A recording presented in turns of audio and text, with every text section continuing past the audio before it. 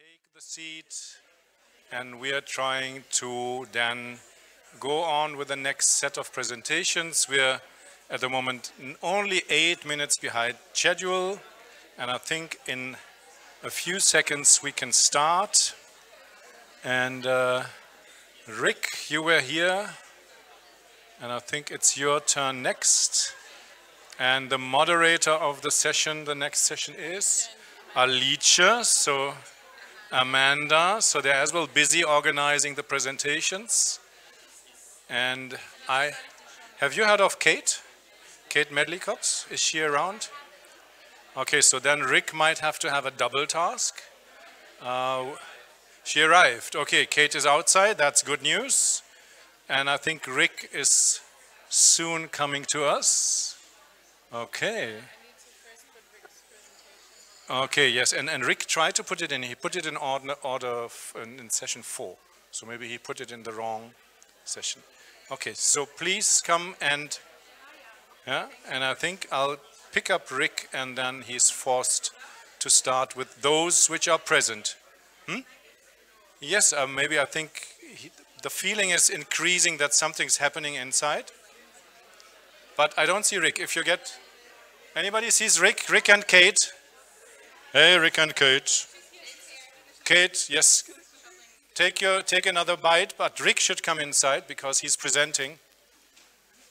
Rick, we can't start without you. Rick, where are you? Okay, maybe Rick, where's Rick? Have anybody seen Rick? He's presenting now. Maybe he went to the room. You have another 10 minutes to do your lunch. We have to just find Rick. I haven't seen him. He was just here and put in his presentation, so he must be back any minute. Yeah. Can you give that to Alicia later? Later or no? Are we starting with the poem now, Francie? Yeah? So can we put my left?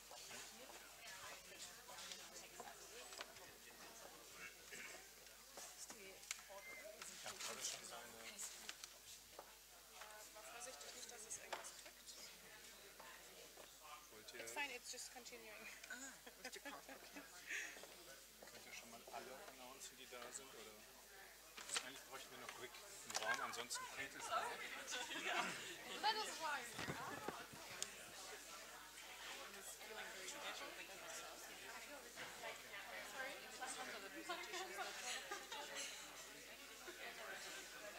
Ich glaube, du kannst anfangen. Rick kommt nämlich gerade rein.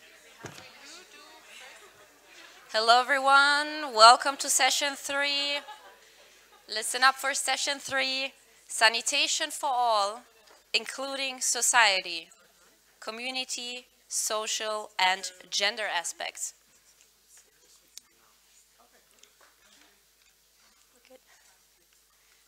So before we welcome our session 3 speakers, Rick Johnston, Kate Medlicott, Pamela Bundi, Mandy Tim, Monse, Schlenk, and Mwansa, Nachula, and Doreen Mbalo, Amanda and I would like to give you a little poem.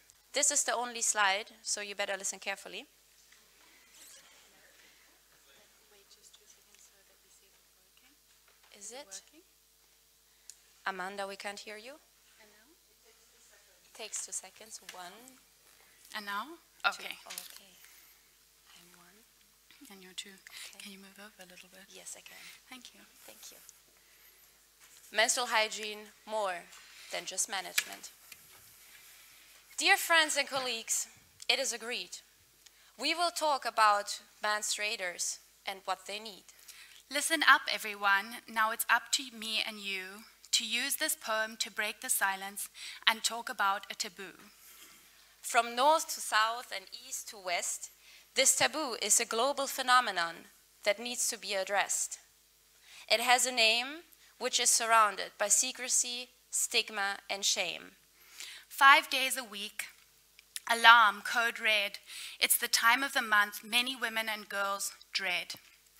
Red Sea flowing, Shark Week on the blob. Actually, it's just the human body doing its job. Now enough of the bloody euphemisms. Let's get loud. Menstruation is the word today, and speaking about it makes me proud. It's a monthly reality for 2 billion women and girls worldwide, yet too many of them feel forced to lock up and hide. How can we let anatomy determine their boundaries in society? Who can girls turn to for help and guidance when the only option is interrupting school attendance? There's no open space for girls to share experiences and knowledge about menstrual hygiene and care. Now just imagine getting your cramps on and not just finding anywhere a tampon, no cup, no pad, barely a clean tissue. Getting through the day without leaking becomes a serious issue. Ah, and don't even mention the premenstrual tension. Mood swings, tiredness, craving snacks, love and sweets, a hormonal roller coaster that every month repeats. You may wonder, why all this menstruavaganza today? Because the global sanitation crisis affects millions of women and girls, okay? 2.3 billion people do not have access to a toilet that is safe and clean. Half of them bleeds every month. Let's make their sorrows heard and seen. Stigma, secrecy, and shame, no access, no availability, but let's not blame. Structures and norms, societies as they are, we need solutions and ideas that take us far. 1 pad, 2 pads, 3 pads, 4. You gotta find the right size to manage your flow. 60% menstruators use the wrong pad size. This is why it's important to make accessible the right supplies. Great progress indeed, I'm happy to see, that more countries are scrapping the tampon tax levy. The first nation to end sales tax on products needed during menstruation was Kenya in 2004, truly deserving some standing ovation. We're not done yet. That's right, because you know, feminine hygiene is not a choice. So what else can we do to give menstruators a voice, to manage the menstrual flow each month, every year, in privacy, dignity, and safety, with comfort and without fear? Always keeping in mind norms and beliefs, we have some more sustainable solutions up our sleeves. As menstrual hygiene matters to achieve SDG 3, 4, 5, 6, and also 8, there are great opportunities for jobs to create. Produce reusable pads and make them DIY. Speak up for menstrual hygiene and don't be shy. Now everyone in this room repeat after us and say it loud. Speaking up for menstrual hygiene makes us proud. Speaking up for menstrual hygiene makes us proud.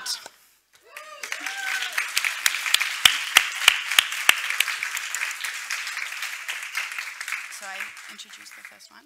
Yeah. Okay.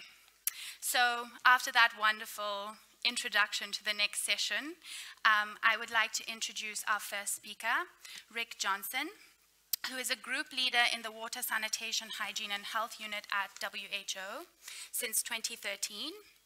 He co-leads with UNICEF the Joint Monitoring Program for Water Supply, Sanitation and Hygiene.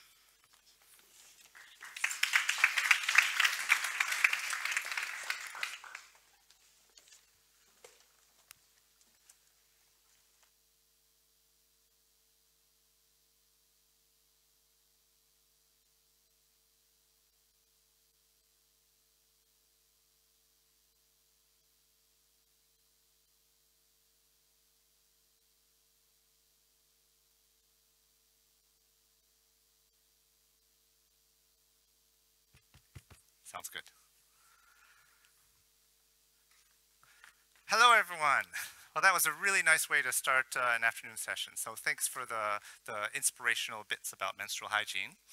But I'm going to be talking about disaggregated data to monitor inequalities in the context of the SDGs. So the Transforming Our World document, which laid out the SDG framework, speaks of the need to disaggregate data and report separately by different groups. And especially to reduce inequality. So thinking about if there are advantaged or disadvantaged groups, according to whatever dimension of inequality, in order to reduce those inequalities, the progress has to actually be faster in the disadvantaged group than in the advantaged group. That's the only way the gap can be narrowed. So what might those gaps be in terms of? Well, for inequalities, you can think of three main types of inequalities. Some around geographic scales, some around socioeconomic or cultural groups, and some around individual characteristics. Now, the geographic scales, this can go all the way from, different regions at the global scale down through within a country, urban and rural, within urban or rural. Leo was speaking about how intra-urban inequalities are often very strong. You can look at different regions within a country, you can look at communities, and even within a household. So quite a big scale. If we think about socioeconomic or cultural groups, they might not all be located in the same geography. They do tend to be fairly common within a household, but then within a household you can see big differences for individual characteristics like age, gender, or disability. So a lot of possible disaggregators, but collecting and processing disaggregated data is more or less difficult for some of them. So the JMP draws upon two main types of data for global monitoring. Both are national data, but some come from household surveys and some come from administrative data sources. And if we think about how well they match up to these geographic, group, or individual inequalities, the household surveys, they're pretty good for getting you urban or rural. They're very rarely designed to go intra-urban or intra-rural. There are some cases where you can. They can usually get a small number of subnational regions, but not district level. They don't have that statistical power. They can do some things at the community level because they tend to be cluster surveys. Now, administrative data, they don't tend to align with urban, rural. They tend to be based on schemes or service providers, which might cover both urban and rural populations. But they do tend to exist at local scale, so you have municipalities, you have districts, so a different type of geographic resolution. As far as groups, the household surveys are quite good for some groups. Wealth quintiles are probably one of the best inequalities that we can explore, but there are others. For very small groups, household surveys probably aren't the best because they just don't have the statistical power. Administrative data tend to be pretty poor about these kinds of group or socioeconomic inequalities because services are delivered at a larger scale, at a scheme scale. And then for individual level, they're both really poor because a household survey reflects the household as a whole, not all the individuals within it. And again, administrative data just don't get down to that level. So that's one of the biggest shortcomings in terms of monitoring inequalities. Now, the JMP database, we just put out, whoa, I just turned it off. I thought that was a pointer. We just put out a report in June that draws on over 4,000 data sources. And the blue ones here, the light blue are household surveys and the dark blue are censuses. But you can see that administrative data are becoming more and more important, especially as we try to monitor safely managed services. Now, all of these data can be downloaded through our website, washdata.org, and I do encourage people to see, country files, even for high-income countries, that list all of the national data sources, whether from surveys or administrative data. But the report has a special focus on inequalities, and as far as a geographic inequality, we could think about eliminating open defecation. And one thing, the current status of open defecation is very different from country to country, but also the trends, the rates of eliminating open defecation are very different. And we wanted to highlight some of the countries that have shown really dramatic reductions in open defecation over time, but also to show that those rates are very different for different countries within the same region. So that's one kind of geographic inequality, rates of progress within countries in a given region. Another kind of geographic inequality is looking within a country. So this one shows we're starting to capture subnational data from these household surveys. So here you see the dark circle, that's the capital city, and in most cases, this is basic sanitation. Most cases, basic sanitation is much lower outside of the capital. There are a few cases where you do have higher regions. But it's important, it's interesting to see how big the spread can be, where some regions have really, really poor basic sanitation coverage, even if the overall capital city or the national average is quite high. So I think more can be done looking at subnational inequalities as a measure of overall inequality. And then at the community scale, I mentioned that these are cluster surveys. So what we've tended to do is just report the national average or the urban or rural, but we're starting to look within those clusters, how are sanitation practices differing. And this figure shows that the proportion of households that don't use any kind of toilet, practice open defecations. But then this gray line here, this is how many people are living in communities or clusters where at least one household says that they don't use any kind of toilet. And we know because of the health externalities of poor sanitation, it's your neighbor's sanitation practices that impact your health, probably even more than your own sanitation practices. So for instance, where are we here? This is Rwanda. 3% of people live in households that practice open defecation, but half of the population lives in a community where someone is practicing open defecation. So a lot of work to be done at that scale also, and also inequalities at that scale. Now, on the socioeconomic types of inequalities, these household surveys also ask people what kind of assets they have. Do you have a bicycle? Do you have a boat? Do you have a mobile phone? And by lumping all those together and making some fancy math, you can get a wealth index. It's important to exclude the water and sanitation assets, but we've done that for around 80, 90 countries now, and that's a very interesting disaggregator of inequalities. You can also look at language or ethnicity or religion within the context of an individual country, but those tend to be very local context specific, so we don't tend to aggregate those up to regional or global levels, or even compare one country's religious inequality with another country's religious inequalities. But all countries have wealth inequalities, so we can do that more. And again, looking at trends, we can see, again, this is open defecation. We can see, say, in Ethiopia, there was a gap in 2000. There was huge progress in reducing open defecation, but the progress was faster here among the richest than the poorest. So we actually see that gap increasing. Whereas in Gambia, that gap is decreasing. I don't know what happened in Guinea-Bissau. There was a really tremendous progress among the richest, but actual regression among the poorest. So again, by looking at trends and not just the current status, you can really see which countries are doing a better job at eliminating those inequalities that we know are there. Here's another example of that same kind of trend analysis in Mongolia, where we see, well, the richest, basically they were pretty well off in 2005 already, so not much change there. But it's the next richest quintile that really saw, wow, sewer connections going up. While at the same time, the poorest saw, wow, on-site sanitation going up, but they're not, even the bottom two quintiles really aren't touching the sewer connections yet. So there's a lot of diversity and inequalities within a country that can be analyzed through wealth. So all of that is getting more towards looking at rates of change and taking a rate of change as a metric of inequality. And what we've started doing is producing these graphs that look at the rate of change, plotting it on the y-axis here. So if you're up here, like Cambodia, here is at about 3 percentage points per year over the 2000 to 2017 period.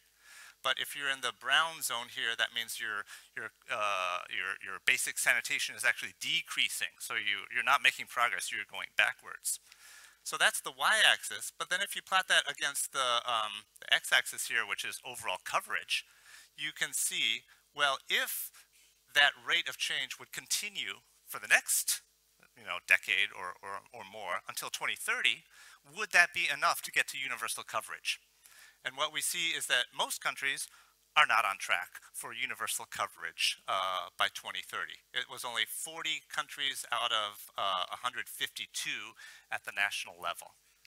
And Cambodia was right on the line there. And there are a couple high performers, but there are many more who are in the kind of 1 to 2 percentage point change per year range, which tends to be like globally achievable. Like if you're getting more than 2% points per year in basic sanitation, you're best in class. You're doing really well there. But if you break that up then, that's national. And if you look at rural or poorest rural, you see that, well, okay, a little bit less on track for universal coverage in rural areas. And if you look at the rural poorest, the rates of change are lower. Remember, Cambodia was at 3%.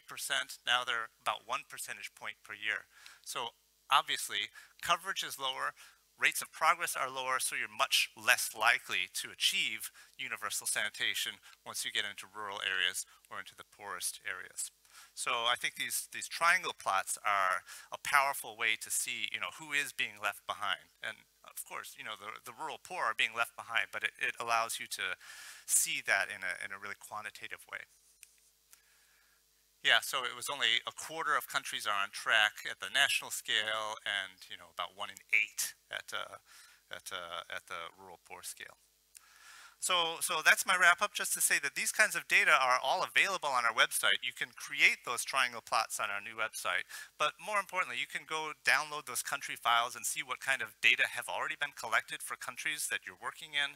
What we find is that a lot of people just are not aware of the data that do exist within their countries and how that can be used for analysis, for targeting, for advocacy purposes.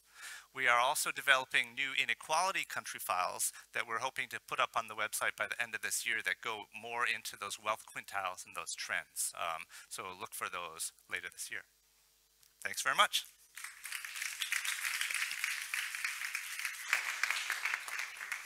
Thank you very much, Rick Johnston. May I ask now Kate Medlicott to join us on stage. Kate is a group leader in the Water Sanitation, Hygiene and Health Unit at the WHO since 2010. Her expertise lies in environment, water quality, wastewater engineering, waste treatment, water and sanitation, and wastewater reuse, just to name a few. Thank you, Kate. Wonderful, thank you.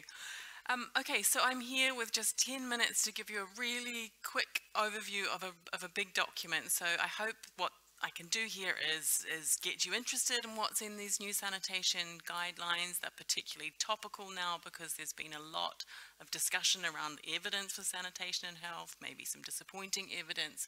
So yeah, I'll give you an overview. Encourage you to download it, and you can come by our stand at Stockholm Water Week and pick up a copy yourself if you like. Okay, so you might be asking, why is WHO just doing guidelines on sanitation and health now?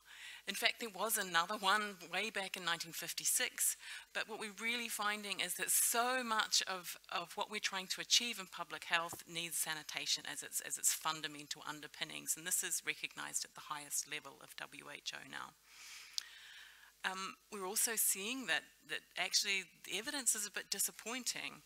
And one of the reasons for that is that we've seen the health sector kind of retract from sanitation service delivery over the past 50 years, focusing perhaps too much on the curative side and less on the preventive health. And the fact actually that we see kind of diarrhea, mortality really decreasing, but morbidity saying more decreasing a lot more slowly suggests that we're getting better at treating but not so good at preventing. And what we also see is while there's lots of kind of guidance out there, there isn't much that brings all of these elements together, from behavior change, technology, policy, planning and disease control. So this is what we're attempting to do in the guidelines.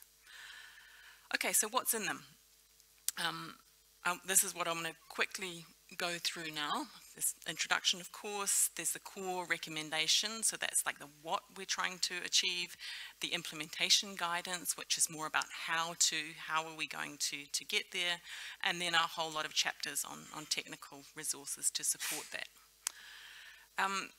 You don't really need to understand anything on this slide except to know that WHO had, perhaps this is why these guidelines took some time, we have a really rigorous process for guidelines development. So when you hear the word guidelines from WHO, it means it's been through the most rigorous process of evidence review, and where there's gaps in evidence, a really broad expert and stakeholder consultation to fill those gaps. Okay, so what's in them and what are they about? Okay, so what we're really trying to do is make sure that these investments we're making in sanitation towards the SDGs, we're really getting the maximum health benefit out of them. And in order to do that, we also want to be really clear about what is the role of the health sector. But for the audience, of course, you know, there's a lot more actors than health working in sanitation. There's all of you and beyond. So that's the audience. And yeah, so health and non-health actors. And again, when we talk about sanitation and health, we often think of diarrheal disease. That's the main kind of top line statistic. But the evidence reviews that underpin these look at a whole range of health outcomes. I don't need to read these all to you here, but there's the direct impacts, of course, the consequences of those infections, and also the broader well-being parts, which, you know, maybe it's worth reminding you that when WHO talks about health, we're not just talking about the absence of disease, but well-being as well. Okay, so I'm sure so many of you have seen this F diagram. I don't need to repeat that, but what the guidelines introduces a new F diagram, and I think that old F diagram has done us a little bit of a disservice, because by presenting the toilet barrier as a single barrier like that, it's maybe forced us to think, or led us to think mostly about ending open defecation, when in fact we know there's leakages all the way along the sanitation chain. And so this new F diagram tries to express that a bit more clearly, as well as thinking about those hazards and hazardous events and the interplay between them. Okay, I'm going to dwell a little bit on the recommendations now and then run through the back end a little faster. And this is just a very synthesized version of what's in the recommendations. But the first, none of this will be too surprising, I hope, but the purpose is that we get actually better at really doing this. So the first is about universal safe toilets that can contain excreta. That's really making sure we're getting to entire community coverage, and you saw Rick's data before showing how many people live in communities where there's at least one person or one household practicing open defecation, and making sure we get a minimum level of service. So not just starting at the very lowest rung of the ladder, but getting to basic. Doing that using supply and demand side approaches concurrently, and if necessary, using shared and public facilities in order to reach everybody. Of course, we're talking about all settings, not just households, and equitable progress. Recommendation area 2 is about the whole sanitation chain, and this is really where the health outcomes come. This is where the evidence is really pointing to if we want to see health gains, we really need that whole safely managed sanitation chain. The guidelines acknowledge that sanitation solutions are extremely context specific, so it's quite technology agnostic. We're talking about a mix of sanitation technologies and services that add up to safely managed systems. We also recognise, of course, that universal safely managed is an extremely high ambition in many settings, and the guidelines promote incremental improvement using local level risk assessment. Safety planning is one example of that.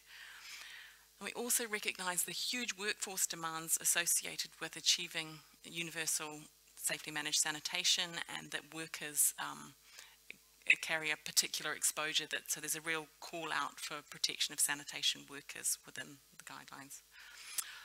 Okay, recommendation area 3 is about sanitation as part of local services. There's some nuance here because, of course, in order to be sustainable and efficient, and we need to work with, you know, water supply, roading, other local service delivery. So, but we're not suggesting going back to really integrated things, because you see this amazing capacity that's coming out that's specific to sanitation, and through overly integrating services, we risk losing that.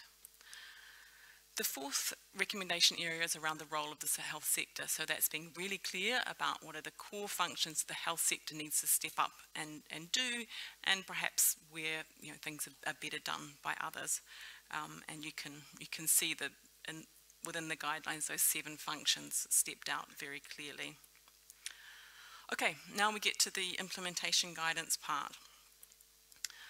Chapter 3 is really all about definitions, and this supports a lot of what's already within the global monitoring definitions, but it goes a bit deeper to cover definitions at each step of the chain for design and construction, operation and maintenance, and also incremental measures when sometimes those definitions of safety are difficult to reach.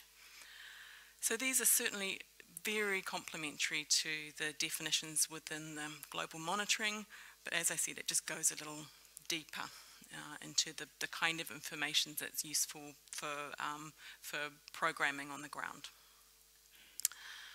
Chapter 4 is all about enabling safe sanitation service delivery. Peter, sitting in front of us, he contributed a lot to this, so I feel like reducing his work to 5 bullet points is doing it a huge disservice, but I would really encourage you this is really where a lot of the meat of the how-to information lies in the guidelines. Okay, chapter 5 is all about behaviour change, and I think so many of us really have become very familiar with CLTS as the dominant behaviour change methodology. What this chapter really talks about is it sort of steps back from any particular methodology, but it compares a little bit where some are more effective and less effective, and really kind of focuses on understanding the determinants of behaviour and designing interventions, behaviour change interventions around those behaviour determinants. Okay, now for the final piece then is technical resources. So for those of you, if you're an engineer like me and maybe you know all of these kind of pathogens you may be less familiar with, here's where you can really dig in and find pathogen specific information for sanitation related diseases. And there's some specific information there on antimicrobial resistance as well, which is very closely linked to sanitation. Okay, then sort of backing up to this evidence, we're actually going to do a SWWW SOFA on this later in the week, and I'd encourage we'll share it widely. But as I said, some of the evidence is really disappointing, but some of the really strong messages coming out of this is that you know, if we've limited increases in coverage, we just, you know, you're not going to expect to see a lot of impact, but we do see protective effects for infectious disease and nutrition, and there's massive gaps. Again, I think maybe the way I can perhaps most succinctly summarize this is to show you a recent paper that was published. Each of these dots here is one of the big randomized controlled trials that was done over the last 10 years, and then you see the relative risk of diarrhea on the vertical axis, and on the horizontal axis is really how clean was the environment at end line and mapped in an index. And what you can really see there is that unless you're getting to quite a clean environment at end line, you really don't expect to see much change in diarrheal disease. So I think while there's a lot of sort of questions around at the moment, I think this kind of summarizes most clearly that the need for full community coverage and safely managed sanitation services.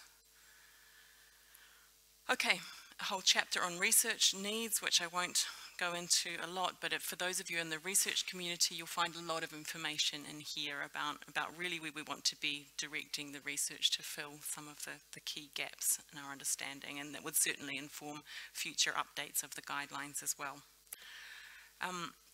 In the back, you'll find sanitation system fact sheets. These are 11 of the most common sanitation systems, and it outlines some of the hazards and risks at each step in those systems. And then finally, these are not inside the guidelines, but we've just put them up on our website, our sanitation system inspection forms. So maybe some of you are familiar with the sanitary inspection forms that have been around for a long time for drinking water. We've finally done some for sanitation systems as well, and we would really welcome working with any of you who'd like to download them, implement them, and give us some feedback. I think we'll revise those once we've had some feedback from practice. And the other thing, just to let you know, for the serious microbiologists in the room, we will also be having very detailed excreta-related pathogen fact sheets that complement the ones for the drinking water guidelines. So that's it. As I say, please, I really encourage you to download the guidelines. We'll be doing more trainings and other things as we get deeper into this. And if you would like a hard copy, do come by the WHO booth. Okay, thank you. Thank you. Okay, thank you, Kate Medlicott, for providing us this overview. Hello. Now, moving away from sanitation and health onto sanitation and finance, I welcome Pamela Bundi, Program Coordinator for Finnish Mondial from Kenya. Pamela is a development finance specialist with 15 years of experience. She has been part of the Finnish program in Kenya since its inception. She is very experienced in development finance and organizational development and management. Pamela, please, the floor is yours. Thank you very much. So my presentation is on access to finance for the poor and ultra poor. So Finnish is an acronym for Financial Inclusion Improves Sanitation and Health, and it's a program that has been running in India and Kenya since 2009 and 2013 respectively. But from mid last year, we expanded to 4 other countries, which are Bangladesh, Ethiopia, Tanzania, and Uganda. And our goal is mainly to make sanitation and improved health a reality for all by 2030. Our strategy focuses on ensuring that people know or they're aware why they actually need safely managed sanitation systems that are long-lasting, and they actually want to put up one. So that ideally means that they're willing to invest in putting up this toilet, and so under the Finnish program, we also ensure that we provide avenues through which they can afford these toilets. And this we implement using what we call the diamond approach, which has 4 apexes, this being the communities themselves, government, the businesses, and finances. The government and the communities work towards providing or facilitating an enabling environment, while the businesses and the financiers, theirs is mainly to work on a facilitative business environment. And how we do this is through the government. We work with them for policy development and oversight, and also for them to ease barriers of entry into the communities for the community health structures that we work with in the different countries. The overall target is these communities just to ensure that they understand why do they require an improved toilet. So where Finnish comes in very strongly is in areas and countries where CLTS has already been implemented. People already understand why they need a basic sanitation facility, but then our model now focuses on improving these basic facilities so that they can invest in the toilet once and for all. And if in future they need to build another toilet, it's out of wanting to, say, climb the sanitation ladder, but not because they do not have a toilet. So we focus on areas where other partners have started something, and the communities understand why they require this toilet. Then we bring in the business angle to sanitation just to ensure that income is generated within these communities. The biggest challenge is financing, and for financing, the first thing is also to ensure how can they generate some income so that they can invest in the toilet, or also linking to the finances that we are working with, they are able to pay, say, a loan or a credit facility that they have gotten. So in terms of the businesses that we work with, the whole sanitation service and value chain, we identify the different businesses that are within this. We break them down and we identify, or rather work with people within these communities, especially the youth and the women, assisting them to get into sanitation businesses, linking them to finances for capital, and also providing them with technical skills, say the construction skills. If it's soap making, we enable, or rather we train them on how to make this soap. In India, sanitary pad making is also done with groups within India. And a lot of business development support, coaching and mentoring them for at least a period of 1 year. So we have a team within these countries that works with these communities and the women groups and the youth groups in this. But then the focus of my presentation today is on the financing part of it. And with the financing part, we work with a number of commercial banks and microfinance institutions, and we support them in the development of sanitation loan products and also identification of customers. And part of the packages that they provide to these communities is financial literacy lessons. So the people are not just getting loans, but they also understand, why am I taking this loan? How will it help me? And what are the consequences if I don't repay it back? How can I repay it so that it's affordable? For instance, if I pay within 1 year, it's cheaper than paying it in 2 years. But then if I cannot afford to pay it in 1 year, I can pay it in 2 years, but these are the consequences. So that is part of what they get under the financial literacy part of it. And we work with these financial institutions just for them to de-risk the sanitation loan. So for countries where the whole model is really starting, we also provide guarantee funds. But then, say for instance, in Kenya, we don't use the guarantee fund mechanism. Also in India, that is not used because it also distorts the market. And also leveraging on existing digital platforms. For instance, in Kenya, the M-Pesa platform is really popular. It is utilized for everyone, by everyone across the board, from the richest to the poorest. So these are just some of the things that we are leveraging on. But then also within this financial framework, we realize that this is suitable for a population at a certain level. Yes, it's at the BOP market, but not the poorest of the poor or the ultra poor. So what are we doing in terms of that? So still within the Diamond framework, here we utilize the group model fully for social accountability, so that people are the push within themselves. And here we go back to the traditional microfinance model. In some of these countries, the traditional microfinance model does not really work. But I'll take an example of one of our partners is called Caritas. It's a body under the Catholic Church, and they have what they call the SILK, Savings Internal Lending Committees. Now, these SILK groups are normally really at the rural villages, whereby they live less than $1 a day, or even meeting their very basic needs is difficult. So when we link them to the financial institutions, even the amount of money they utilize to get to that financial institution is a bit too high.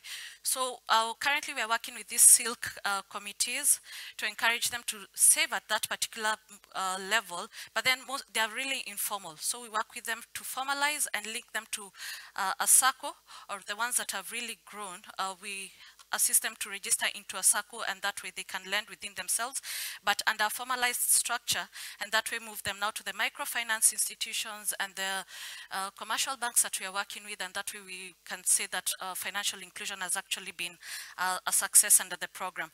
So in short, what this means is that under the Finnish program, we've also gone a level lower within the financial mechanisms that we are working in to ensure that we reach out to the poorest of the poor, who cannot access financing through the microfinance institutions within the countries that we are working with, and the commercial banks.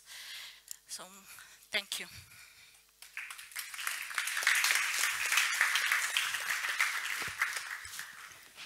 Is it working now? Hello? Is it, no? Is it working? Yes. No. Yeah. Yeah, take this thing. It's working. Thank you for that. Is it you, Bella? It's not you, Bella. It's not you.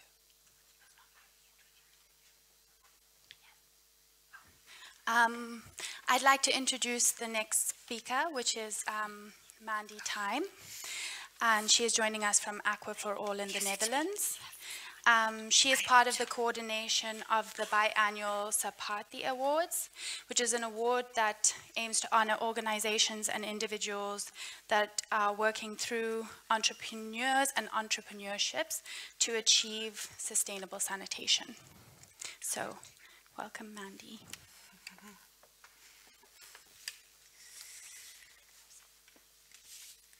Who of you has already heard of the Sarpathi Sanitation Awards? Just curious, raise your hands. Almost half or 1/3 of it. Glad to hear about that. Because the Sarpathi Sanitation Award. It was initiated in 2013 and it's a biannual award. It's traditionally awarded during the Amsterdam International Water Week.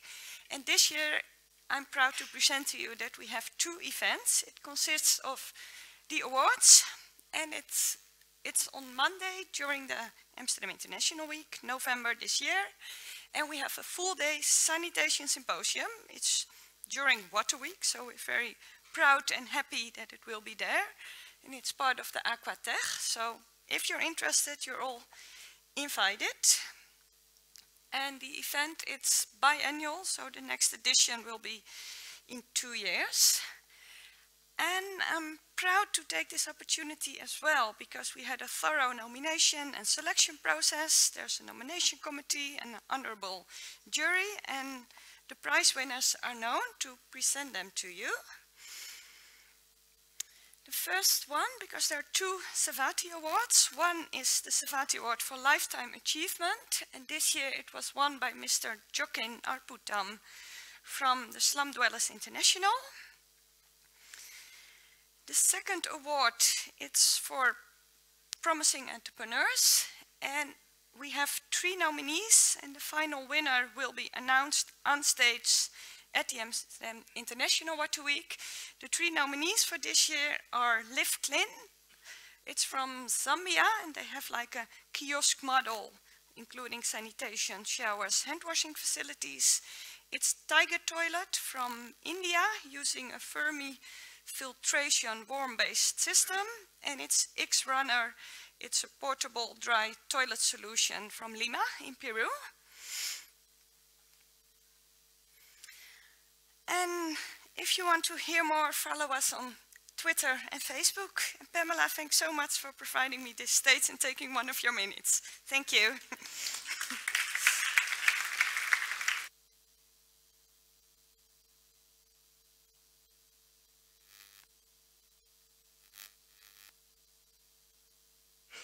Thank you very much. Up next is Bella, who's just getting ready. Bella Monse, she's an advisor to a regional GIZ program most of you probably have heard of, Fit for School. She's based in Manila and works 40% of her time for the sector program Sustainable Sanitation Systems in Bonn. Yes. How is this out? I think where's this? And then the next. Where's this? Yeah. Yes, hi. I will make it very brief, just some updates from the area of wash in schools, and Jan will show something on MHM, some updates on MHM. As you can see, the wash in schools is within SuSanA in the working group Sustainable Wash in Institutions and Gender Equality, and there is a fact sheet existing, but much more detail is done under the topic of wash in schools. And I think it's good, and I'm very happy that Rick and Kate elaborate further on this topic on also wash in healthcare facilities, how important that is. And I think it would be great if in SuSanA we would get a stronger voice on this so important topic. Under wash in schools, we have just last year's Stockholm World Water Week. We had in the session where the SDG report, the first baseline report on wash in school, was launched.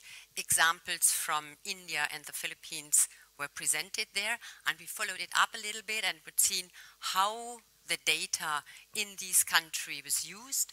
And it's so interesting to see that data is not just being collected and reported, but that governments have started to use the data.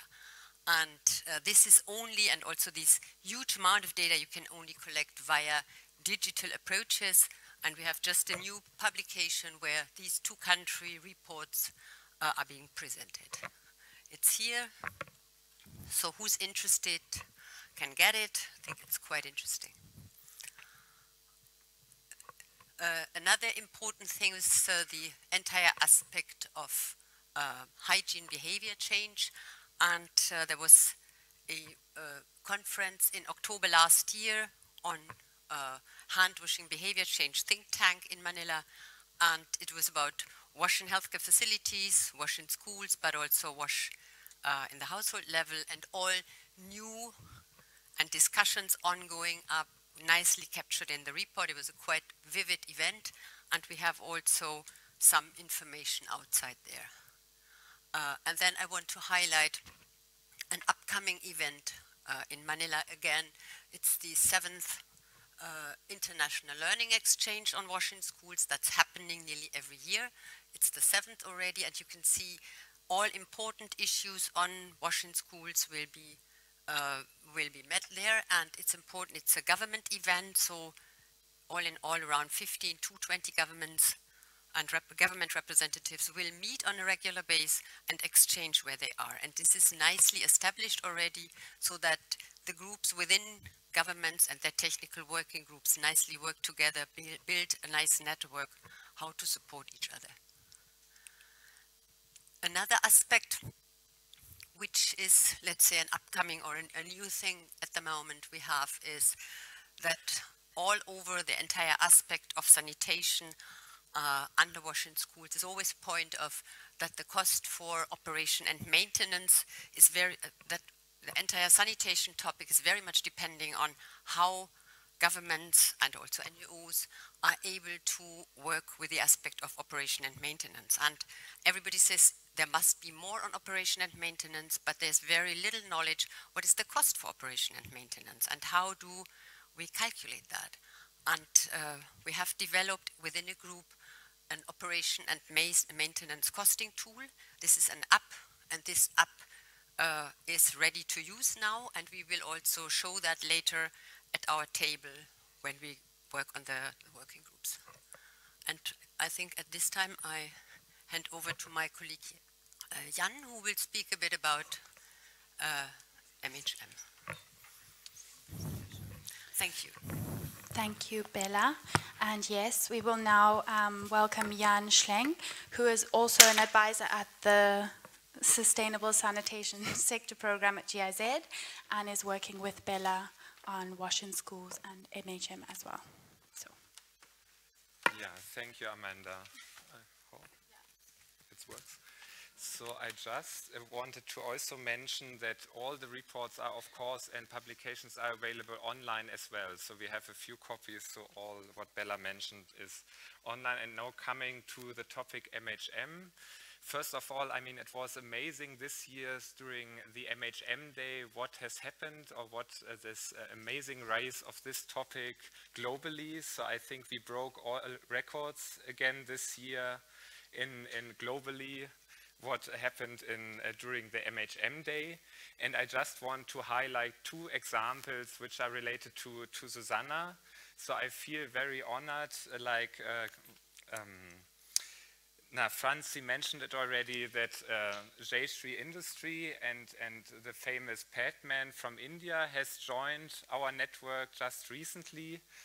And for those who don't know, he is named this year's top 100 world leader by Fortune magazine, and is, I mean, there is, I think this year the documentary about him and his movement won the Oscars, and there is a Bollywood movie with superstar Akshay Kumar about him. So, and both are available on Netflix, and if you haven't seen them yet, I would really recommend you to do so. But I want to stop now and give him the word in a short video message to us. So let me see if the technical things work.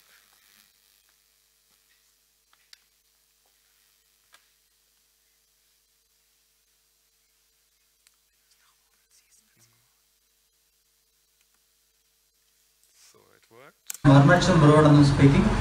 On the occasion of International Menstrual Hygiene Day 2019, I want to give a message to everyone. The proper menstrual hygiene awareness is important to every woman in the world. So which all the countries empowering the women, they want to empower their women, they have to give first the proper menstrual hygiene awareness. For the 20 years ago, I saw my wife using a rag cloth. I want to help my wife to give a proper menstrual hygiene. That's why I tried to make affordable pads. I invented a machine which make affordable pads. Now the machine is empowering women not only in my country, across 25 nations. After successing the mission, I don't want to make as a business entity. We want to make as a low-cost sanitary movement across globe. We succeeded. We have created already 500,000 livelihood in my country for women through this model. We shifted millions of women from unhygiene, menstrual hygiene practice to proper menstrual hygiene. We are very much interested to spread this movement across globe. We are very happy. Now we are joining our force with Sustainable Sanitation Alliance, which they are going to help us to spread this movement, low-cost sanitary pad movement across globe. And we are very much thankful to GIZ of Germany. They already work in Nepal, empowering the schoolgirls. Let us stand by her. Once you empower the women, if you are making your country women are stronger, then only your nation will be stronger.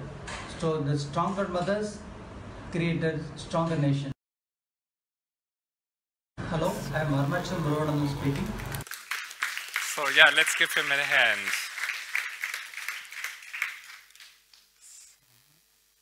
So let's try.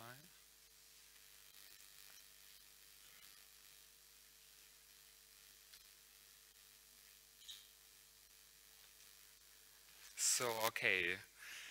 So I'm presenting the next two slides on behalf of my colleagues by the health program in Nepal. Nepal was one to close the cycle. Nepal was one of the first countries who imported these pad machines from India in 2015 in the aftermath of this devastating earthquake which happened. And at the same time, actually, an MHM practitioner alliance in Nepal was founded with around 50 initiatives and organizations. And they had the highlight was somehow that national conference on MHM was held in December last year with more than 500 participants. So it's really a huge momentum which is created there. And I brought also like some of the reports with me, Nepal's menstrual movement, but they are also available online for download. And the last slide is somehow that, I mean, most of you might know already that in the beginning of May, the president of Nepal announced that there will be a government program supplying free pads to all 38,000 schools in Nepal. And this has been actually, the program has been launched just this Thursday by an expert task force where besides the ministries and our GIZ colleagues, also other SuSanA partners like UNICEF, of course, WaterAid, PSI are members of, and I invite, and we as a sector program are actually working very closely with them, with our colleagues, and I would invite you, because I mean of the limitation of time, that you come to our table then in the next session to get more details. Yeah, thank you very much.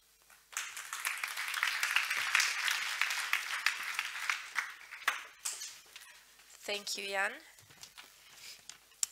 Up next, I'd like to welcome Mwansa Nachula. Mwansa is an environmental engineer with over 6 years of work experience in the sector. She is currently the sanitation specialist under the Lusaka Sanitation Program, which is an initiative by the Lusaka Sanitation and Sewerage Council. And her focus area is on-site sanitation. So, thank you, Mwansa. Thank you. Good afternoon, everyone. Am I clear? Good. Okay. Good afternoon. Today I want to present to you an initiative that we undertook as Lusaka Water and Storage Company, working together with our local authority called the Lusaka City Council. with support from our local and water sanitation association of Zambia, WASAZA, and an NGO called WESOV, and GIZ under the climate-friendly sanitation program in Lusaka. So just what SOV is, this is basically an acronym for WASH, Local Solutions Venture for Women. So the aim of this initiative was to promote the participation of women within the areas of the WASH sector by empowering them economically and within their homes and communities. So we implemented this with WASAZA. Like I mentioned, it's an association for water and sanitation. And we create, it's an NGO whose focus is on building capacity in entrepreneurship skills for the low-income communities. So the local solution venture we structured it into a two-phase approach. And then we looked at trying to look at the best initiatives that women could undertake in terms of water and sanitation activities. Also, our main aim was to create the space and support for women. As you are aware, we're all trying to ensure that we leave no one behind. And usually, issues of sanitation actually affects more of women and children. And we looked at the areas where we are currently implementing the Lusaka sanitation program. So these are low-income communities in Lusaka called Chipata, Chazanga, and George Compound. And we invited women to put forward their ideas, business ideas, through WASH ideas, where we thought they could promote, and probably the fact that they are the most affected, we thought this is an initiative and a platform for them to come up with initiatives. What we did is we provided them with training and networking opportunities based on the ideas that they put up. We ensured that we built a capacity in running businesses efficiently, and then also to start up this business so that they are profitable. And coincidentally, we ensured that we launched this initiative on International Women's Day in 2018. And as I mentioned, so the two-phase approach, the first phase one, we looked at, we sent out an invitation to the women in the 3 areas. And then we received invitation, I think, interest from about 16 groups of women. We had tasked the women to work in groups of 4s. And after this, we selected, using a criteria that I'll show you, we selected 15 groups that we thought were prominent and related well with the theme of this initiative. We actually then subjected the women to a 5-day business coaching workshop, and then this gave them an opportunity to pitch their businesses to the panel of adjudicators. So the panel of adjudicators included Lusaka Water and Storage, the local city council, as well as WASAZA. So in terms of the criteria, we looked at applicants had to be from one area because we were keen on trying to ensure that capacity is built within the areas where we're working. And then the idea had to be around WASH activities. And then the applicants had to reveal to us the problem and then the need for their product or service as a solution to the problem that they have within their community. And most importantly, we're trying to look at creative ideas that could be achieved from those women groups. So from the entries that we received, we grouped them in different categories. And so we had ideas around fecal sludge management. We had ideas around solid waste management, health education services, toilet cleaning services, as well as provision of water services through water kiosks. This picture just shows this was a 5-day mentoring training program for the 15 groups that were selected by we create. And then after this training, we had 5 groups that were finalists. So the groups involved women that were focusing on solid waste management and recycling. And then we also had a group that looked at toilet cleaning services. Also, the third group was focused on MHM, products and education. And then we had a very interesting group that looked at fecal sludge management in a local income area in Chazanga. And then finally, we had the toilet cleaning services and WASH education group. So these finalists were then subjected to our phase 2, where we had the team undertook business mentoring and specialized training. And then we also looked at program orientation and scheduling. And the Startup Academy had about 15 sessions with our local NGOs, and the focus was mostly building the capacity for them to pitch their businesses at different platforms. These women graduated last year in November, and I would like to mention that when we had the Innovate for Water session in July 2019, one of this group, the Solid Waste Management, actually stood in front of people to pitch their business, to actually sell their business and their business idea that they're actually running as a team. We kind of picked up a number of challenges and also the lessons that we thought were essential for us to share on this platform. First of all, I think, like I said, we targeted 3 low-income areas, and we actually received quite overwhelming response, and we had to manage a very large group of women. And then because there was yes, we narrowed it down to wash, but we also didn't have the understanding to actually say that even in wash sector, there were so many business ideas, and also the fact that we didn't really put in education as a criteria. So this was one challenge that we encountered. But then because of also the levels of literacy, we actually had to be very slow in terms of the delivery of these sessions that we had to present to them. And also the other challenge was the attendance, especially during phase 2. Like I mentioned, we had to go through a series of trainings. The women are committed, and this actually made us realize that apart from the fact that they're the most affected, sometimes most of these women actually are a source of income and also livelihood for their families. And so the attendance was not really as expected, and that created a gap in terms of capacity building. And then, as I think we're all aware of the fact that we couldn't really avoid the cultural and gender barriers that make it difficult for women to start up and grow up their businesses. And then also in phase 2, we highlighted that there are one thing that was a lesson was that the fact that we had many creative ideas, especially around wash, and this actually proved to us that there are many business opportunities that women in the various communities could take up to improve both sanitation and also add value to the sanitation chain. Another lesson was the fact that there's real potential, like I mentioned, in business ventures, especially with communities, especially you should provide a platform to build their capacity. And I think what we learned is the fact that sometimes the businesses do not take off because it's the capacity that lacks. So creating opportunities for women to build their capacity in running small businesses actually can facilitate and actually assist them in growing their businesses to provide for their families.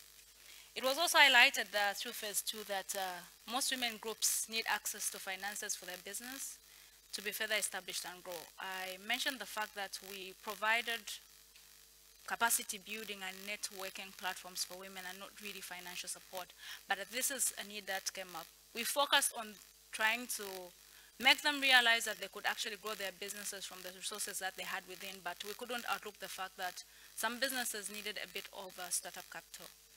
And then we also learned that there's need for continued support from the groups throughout a form of a cooperative and shareholder entity or a saving groups. I think these are quite common where we're coming from, and especially in low-income communities, we actually realize that communities actually work together to achieve one goal. And then one thing that was also interesting is that this has led to a network of wash entrepreneurs in Zambia, and there's a very large WhatsApp group where people share different ideas of what they are doing that help them grow and also just to think outside the box. So thank you very much. This is a picture of the women when we started in phase 1, and we thought we should share this because we thought it's quite an interesting initiative that we want to actually expand as Lusaka Water and Storage and also as a sector in Zambia, especially for focus that we saw the potential and also the enthusiasm from the women that we actually included in this business. Thank you so much.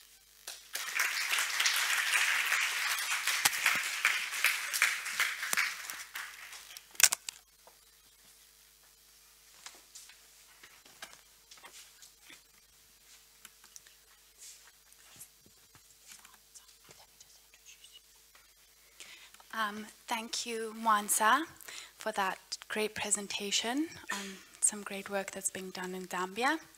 I would like to present to you our next speaker, Doreen. I don't know if anyone really needs to be introduced to Doreen, but she is working as an advisor at the Sustainable Sanitation Sector Program at GIZ in Bonn. and she has over 8 years experience working in the sector and has the focal areas of urban sanitation, financing, gender regulation, and FSM. So, welcome, Doreen. Thank you, Amanda. So, good afternoon, ladies and gentlemen. I'm glad to be here with you all today. Women are uniting for SDG 6 at the Stockholm World Water Week. And I would like to give you an overview of 2 sessions that are going to take place. Hopefully you will attend as women. The first one is we're inviting you to a women's breakfast reception, which is going to take place on Sunday from 6 to 7:30, which is titled She Connects. So we want to meet the women who are working in the sector, particularly in sanitation, to connect, exchange ideas and knowledge, and to just get to know each other as a whole. The second one is we are co-convening a women's breakfast, which is taking place on Wednesday, the 28th of August in the morning from 7:45 to 8:45. It will be at the famous Grouse Lounge, which is located at Tele 2. And it's an opportunity for early, mid-career women professionals to meet and to speak about SDG 6. And we have quite a number of exciting speakers who will be attending, who are listed here, just to name a few, like Joanne B. Rose, who was the Stockholm Water Prize laureate. We have SuSanA WG, who is the head of division of Water Urban Development Mobility at the German Federal Ministry for Economic Cooperation and Development. We'll also be having Wambui Gishuri, a fantastic woman, a leader in her space, the director of Water and Sanitation at the African Development Bank, Barbara Senkwe, Ada Oko-Williams. It will be an exciting session. So if you're interested, kindly get in touch with me during the break and I will put you in the list. Now, the co-conveners of this particular meeting are the African Women Sanitation Professional Network. This is a newly formed network. We have Women for Water and Sanitation and also Women for Water Partnership. Now, by virtue of the African Women Sanitation Professional Network being a new network, I would like to take a few minutes to give you an overview of basically the activities, the justification behind this network, and what are the core aspects that we would like you to consider in relation to the network as a whole. So the African Women Network is looking at promoting diversity and also inclusion and access to opportunities in the sanitation sector for African women. One thing that we are primarily focusing on is, of course, that SDGs in the African continent cannot be achieved without the full and effective participation of women. And we also recognize the existing emerging corps of African women professionals who are primarily working in sanitation. So there's a need for us to mobilize and also harness a collective front. And unfortunately, it is still a critical bottleneck that African women are seldom represented in technical and management roles in the sector. We want to change that. We want to change the fact that their progression is low, and we would like the acknowledgement of their potential and skills to increase perspectives, solutions, and innovation in the sector. This, of course, is in line with Target 5.2, which talks about women's full and effective participation. This also has to do a lot with redefining the existing narrative that we have. If we read a lot of gender strategies, women are consistently viewed as the ones who bear the burden of poor sanitation, but we also want to basically enhance a paradigm shift that looks at women as leaders who can actively and assertively drive the sanitation agenda forward. And this will definitely have to do with organizing and capacitating African women in the sector on a regional space. And in addition to that, we're also looking at having a space for women practitioners to speak with one voice and build consensus around issues in the sector. Creating an enabling environment is pivotal for growth, mentorship, hand-holding, matchmaking, and also identification and provision of opportunities, horizontal and vertical, is pivotal to achieve this goal. One of the main things, obviously, is not only about mobilization and coordination, but ensuring that we influence sanitation policies within platforms such as the African Ministers' Council on Water, the African Water Association, taking into consideration the Nairobi Declaration that looks at mobilizing women on a country basis. In addition to that, we're also looking at improving gender balance in the sector. So the steering committee comprises of Ada Oko-Williams from sanitation, who is a sanitation specialist from WaterAid. We have Dr. Rose Kagwa from LWSC, who is also the Aqua coordinator. And we have Charlotte, a sanitation consultant, Barbara from USAID Washfin, and I. We would like to mobilize more women, so I hope you can get excited about this and be part of this women's network so that we can move forward together and collectively in this sector. Thank you very much for taking the time to listen. For the ladies, we have a LinkedIn group that we currently have. Please join, and I continue looking forward to talking to you about women and gender issues within the sector this Stockholm World Water Week. Thank you very much.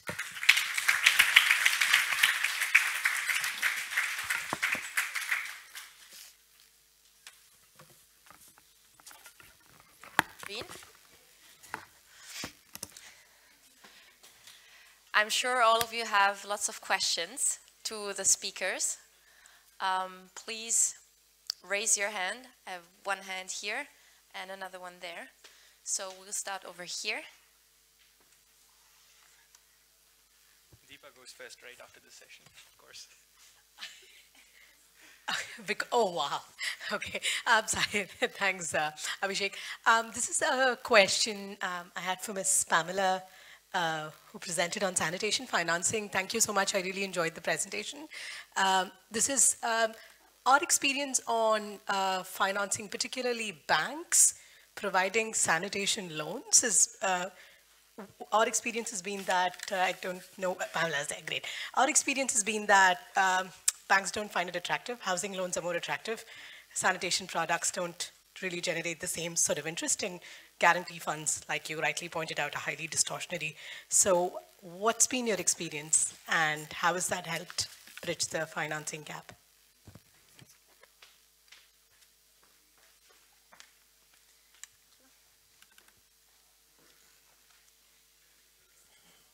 I don't know, do I pick a couple of questions or answer one by one?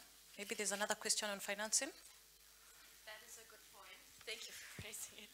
If there's any other questions on financing, we can collect one or two. Thank you. Thank you. Pamela, I noticed your target group is, sorry to say, but East African and Asia up there. Why that criteria? I'm coming from the south, but I also, like was mentioned earlier, in our country, Zambia, it's very difficult to get cheap access to finance. But again, there's now need for proper sanitation, especially in the peri-urban areas. What would be your advice? Thank you. Thank you. If there are no further questions for Pamela, we have one more here. Thank you.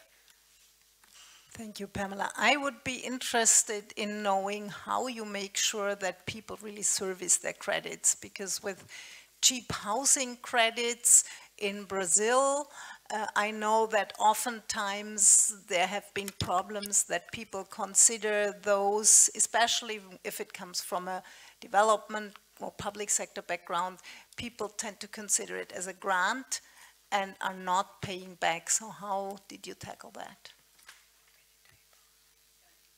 Okay, one more. Are you taking notes? Okay, good. No, it's just to close the cycle. I think that we've discussed the banks and we've discussed the payback, but we haven't discussed the demand from the people. So how can you promote the demand? How do you think it's a good way to convince people that they would need the sanitation facilities? Okay, so demand creation. Okay, let you answer first maybe, and then. Okay, so I'll take it from the last question on the demand. So the Diamond model that I presented initially, there's the communities and the government, and the demand generation, we have partners who focus on that. Like in Africa, we've been working with AMREF Health Africa together with the government through the community health structures, the Ministry of Health and the Ministry of Water. So primarily the model that we use is sanitation marketing. And under sanitation marketing, we also move it not just from the toilet itself, but also introduce the financial aspect to it, so that if a household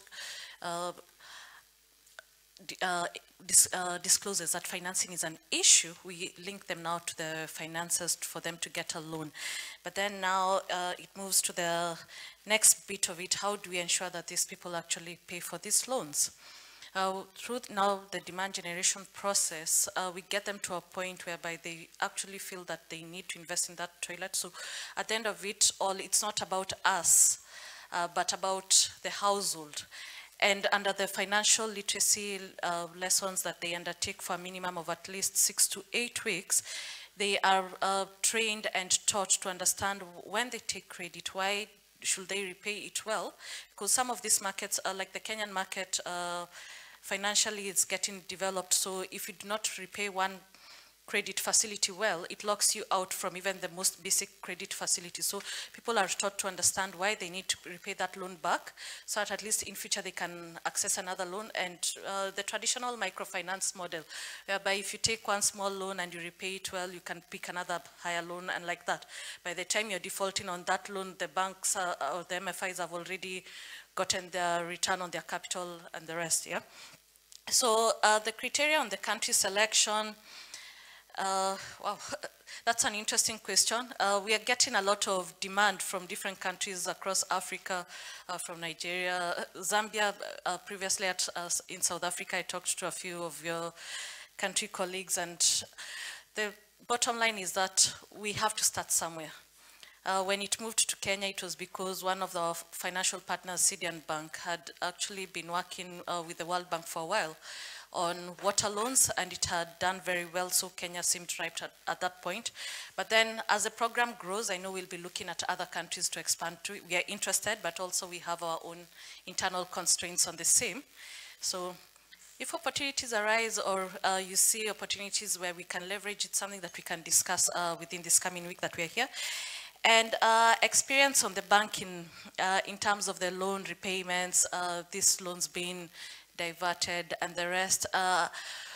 We've had different experiences, even within our commercial banks. I think I'll give one of my colleagues a minute just to say something, because she's from Sidian Bank.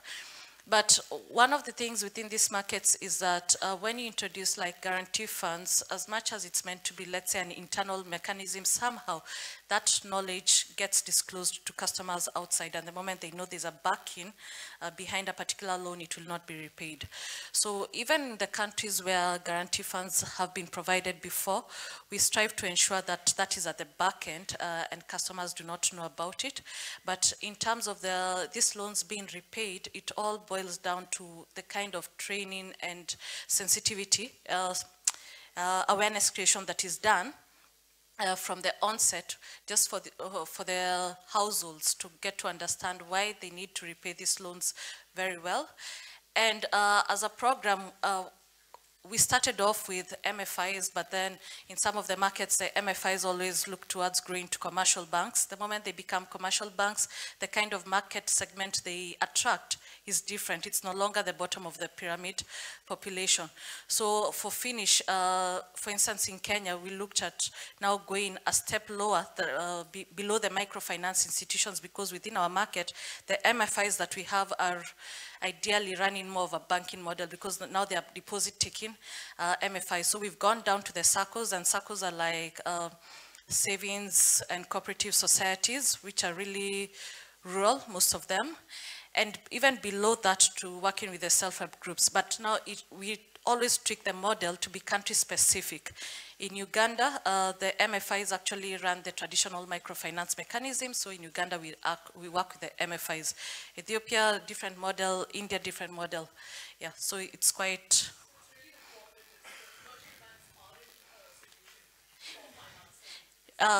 yeah, it changes. Now, for instance, what we are doing at the moment in Kenya, for the commercial banks, we are working with them to refinance the microfinance institutions and the SACCOs, because as they grow, they no longer look at the individual rural person.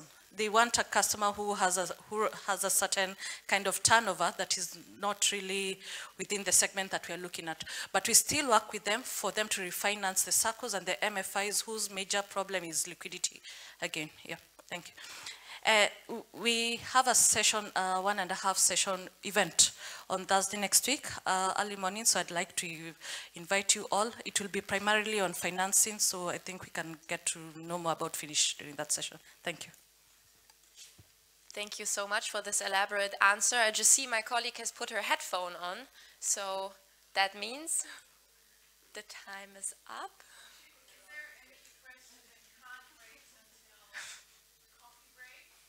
Which will be when?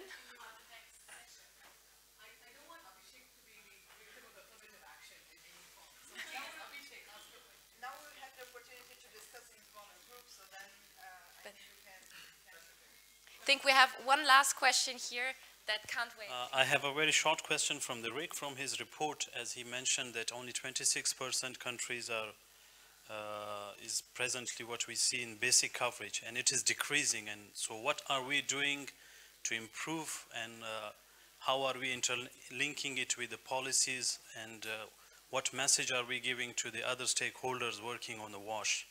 So, because it's very alarming that out of 152, only 40 countries are working, and the other alarming thing is that they are decreasing. So what are we doing to stop that, and how are we going to improve it?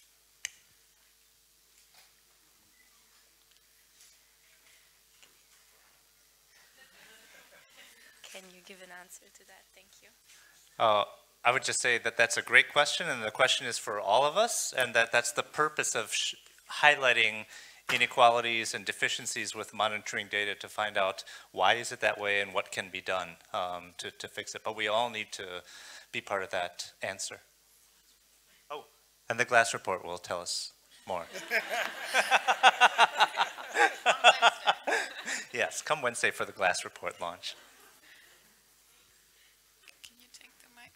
Thank you very much.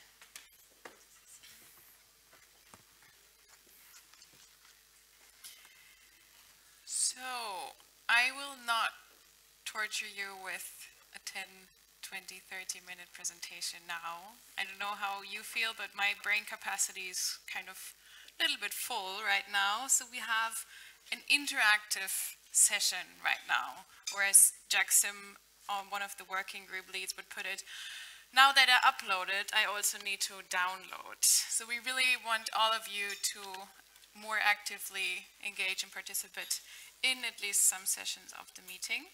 So we have, for the next 1.5 hours, an interactive group discussion. I think there are at least 6 or 7 tables. Is groundwater working group here? Live? Okay. Ah, yeah, perfect. So we have 7 group tables. There will be an overall theme of SDG interlinkages and sectoral outreach, and will be kind of a project level exchange in the groups. There will be a brief introduction round now by the 7 different working group leads. Then we will go into the groups. They will be based here in the hallway and outside.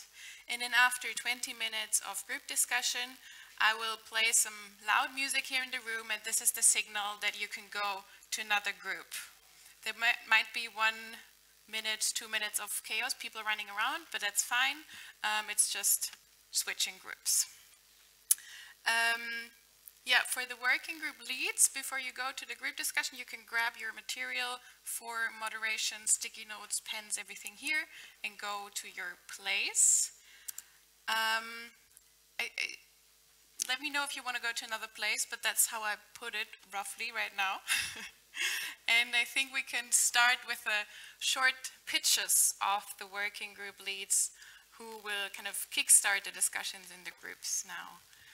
So, hello, good afternoon. I will lead the discussion together with Eva from COST for working group 1. We prepared 3 questions. The first one is how can we develop capacities about the SDGs, or focusing on or develop the capacities for the interlinkages between sectors when you do capacity development for sanitation. sorry, stop. The second one was how can we communicate the importance of capacity development for sanitation to other sectors?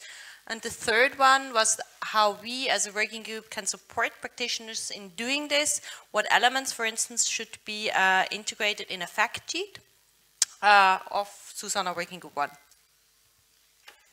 Thank you, Dorothy. So we move on to Working Group 3, Climate Change. Hello. So Climate Working Group 3. I'm Kim Anderson. I guess I'm a co-lead maybe. So the real co-leads are not here, so I will take care of that. So I think the first thing we're gonna discuss is to see how we can position sustainable sanitation better in the climate kind of agenda, because it's really missing in climate policies and climate finance. that we've seen. We have a new SuSanA background paper on this topic, so I guess that can be a base for the discussion. And then I think also looking at synergies between sustainable sanitation and climate within like the SDG agenda, look for good cases to kind of prove those kind of linkages. I think that's for that table. You're welcome. Thank you, King. I invite Daniel to present on Working Group 5. All right, Daniel Diba is my name, Working Group 5, Productive Sanitation and Food Security. I'll be leading the discussions, helped by my colleague, Linus Dagaskog, the tall guy right there at the back. We welcome everybody working with water, sanitation, solid waste management, and you can't do without us because at the end of the chain, you need to have resource recovery to close the loop. The two questions that we'll be discussing is number one, what projects are you working on in the area of productive sanitation or anyhow related to closing the loop?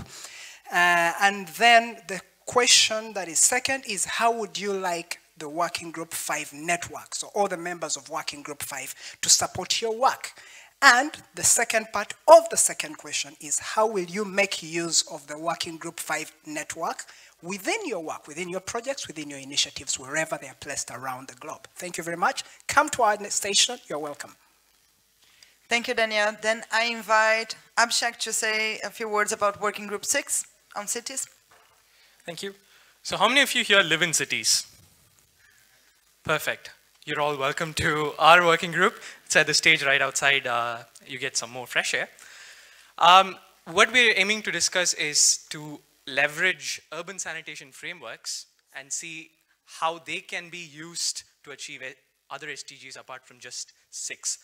So the main thing what we want to try and do is, based on your project experiences, if you have used certain urban sanitation frameworks or even thought about it, what were the spillover effects that we haven't monitored about, and consider them.